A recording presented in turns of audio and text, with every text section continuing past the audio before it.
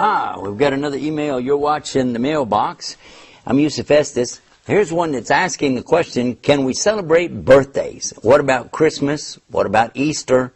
And other celebrations? What about that? Well, first of all, in Islam we know that everything regarding worship of Allah is dictated by Allah and His Messenger, and we must not add to or take away from what's been said about that.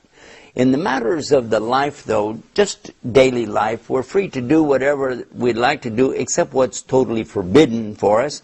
If something's forbidden, then we mustn't do it. So let us now examine exactly what we mean by celebrating a birthday. When someone is born, who did all the work? The mother. Who's the one that carried the child inside of her, and who's the one that went through the labor pains, and who is the one that raised the child up? So if anything should be celebrated, it should be celebrating the mother for her hard work and her efforts. Also, another thing, when you talk about birthdays, would you be talking about the sun calendar, which is now associated with the Christian religion, or would you be talking about the lunar calendar, which is associated with the Jewish and the Muslim religion? Because if you go by the sun calendar, there's 365 days, 0.4. And then if you go by the lunar calendar, there is 354 days. So the years are not going to be the same anyway.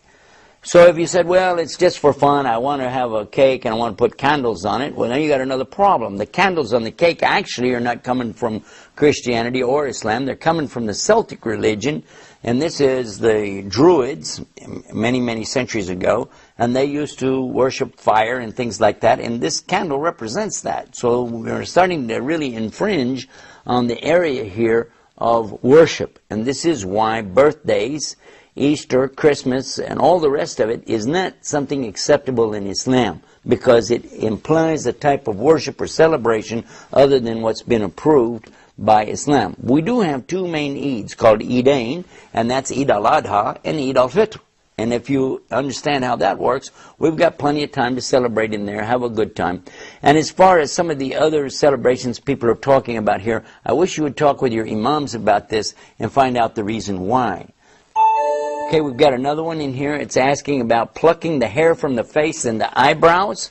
Well, if you're altering what Allah has given you, you must have a really good, legitimate reason for this.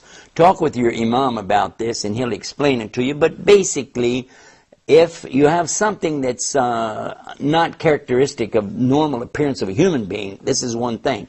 But if it's just to beautify yourself, to show off, to attract attention, that's absolutely haram, because you mustn't be doing that to, you know, attract the unwanted attention of these men and so on. Well, anyhow, that's it for the mailbox. Don't forget to visit our website, islamnewsroom.com, where you can type in keywords and get more of this. Till next time, peace. Assalamu alaikum wa rahmatullah.